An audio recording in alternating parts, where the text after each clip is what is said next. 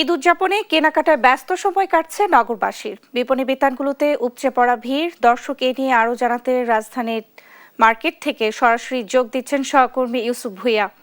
ইউসুফ, ঈদ কেনাকাটা কেমন দেখছেন, বিস্তারিত জানাবেন।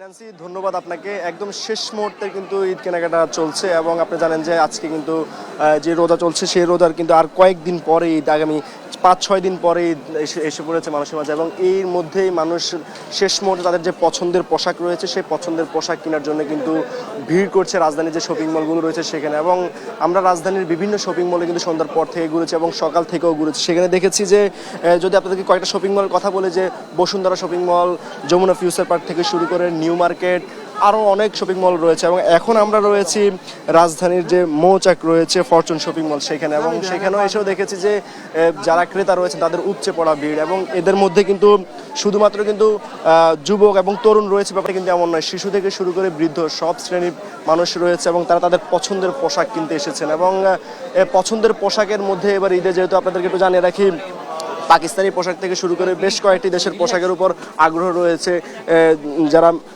নারী রয়েছে তাদের। এবং এর মধ্যেও সবচেয়ে বেশি পছন্দের পোশাক হিসাবে বা গুরুত্ব হিসেবে তারা দেখছেন যে সুতি কাপড়ের যে পোশাকগুলো রয়েছে সেগুলো। যেহেতু আপনি জানেন যে গরমের সময় চলছে, ঈদের সময় বেশ গরম পড়ার সম্ভাবনা রয়েছে, সেই জায়গা থেকে সুতি কাপড়ের উপরেই গুরুত্ব দিচ্ছে যারা ক্রেতা রয়েছে তারা। এবং একটি অভিযোগও কিন্তু এসেছে, তারা বলছেন যে পরিমাণের চেয়ে বেশি কিন্তু দাম নেওয়া হচ্ছে, যারা ব্যবসায়ী রয়েছে তারা দাম বেশি নিচ্ছে। এবং আমরা এই বিষয়টি কিন্তু যারা ব্যবসায়ী রয়েছেন তাদেরকে জিজ্ঞেস করার চেষ্টা করেছি, তাদেরকে জানার চেষ্টা করেছি। তারা আমাদেরকে বলেছেন যে আসলে পরিমাণের চেয়ে বেশি নেওয়া হচ্ছে না, তারা সীমিত লাভেই কিন্তু বিক্রি করার চেষ্টা করছেন, এমনটা তারা জানিয়েছেন। এবং এর বাইরে পোশাক, তাদের যেই পছন্দের পোশাক যারা রয়েছে সেই পোশাকের উপর কিন্তু তারা দেখছেন অনেক শিশুকে আমরা দেখেছি মায়ের সঙ্গে, দাদুর সঙ্গে, বাবার সঙ্গে এসেছেন, তারা তাদের পছন্দের পোশাক দেখছেন এবং কেনার চেষ্টা করছেন।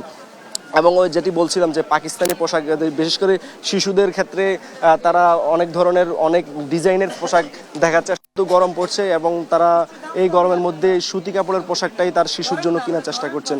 তো এর বাহিরেও বিভিন্ন শপিং মলে এমন অনেক ধরনের অভিযোগ ছিল বেশি দামের অভিযোগ ছিল। তবে বেশি দামের অভিযোগ থাকলেও ক্রেতাদের অভিযোগ কিন্তু বলছেন যে যারা বিক্রেতা রয়েছেন তারা বলছেন যে আসলে তারা বেশি দাম নিচ্ছে না, সীমিত লাভেই তারা বিক্রি করছেন।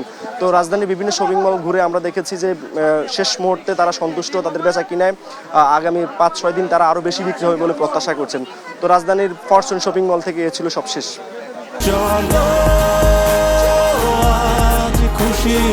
40 বছর ধরে অসংখ্য খুশির মিছিলে ছিল আইডিএলসি, থাকবে আগামীতেও।